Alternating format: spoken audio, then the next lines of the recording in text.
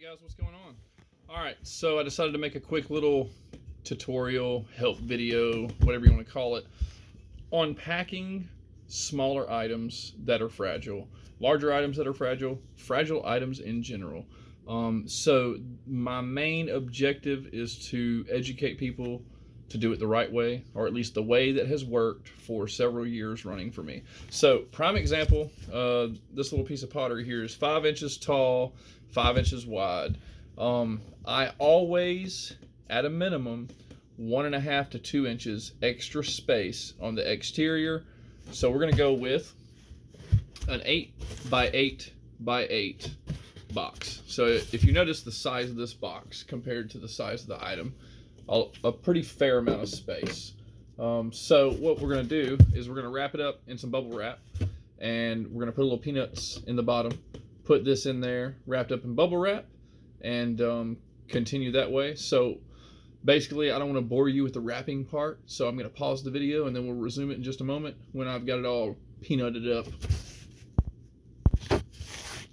Alrighty, we're back. So, got the peanuts in the bottom of the box, about an inch worth. I've got my piece of pottery wrapped very thickly with bubble wrap, a fair amount of cushion on the end, a fair amount of cushion on the top. I stuffed the inside, that way there's an equal amount of pressure all the way around. I'm gonna drop it in, put the peanuts around this, and then seal it up real tight. Stand by. Alright, we've got peanuts equally all the way around the box. We've got it packed up to the top, and I'm just going to take a few pieces of paper, crumple on top, seal it up, and it's going to be good to go. The main objective is to make sure that the item inside the box does not move, and that if it is crushed or hit from the side, that there's a few inches of forgiveness. And what that does is that just ensures that, you know, that fragile item doesn't get jarred when dropped. The Postal Service, UPS, FedEx, they all throw boxes.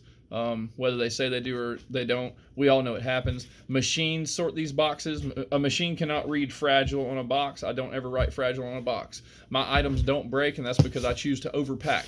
So an item that was 5 inches is going out in an 8 by 8 by 8, much larger than the item, but it'll arrive on time and safe, and that's what we want. So again, peanuts and bubble wrap is what I used on this one. A lot of times I use just whatever random plastic is around that I can crumple up and throw in the box. As long as it's not dirty or has food on it, we're fine. Do not use food boxes. People complain about that. That could get you a negative feedback, and then eBay won't be able to remove it. Bubble wrap, look at Walmart. It goes on sale a lot. I don't buy a lot from Walmart. I miss most of it, but I know it goes on sale.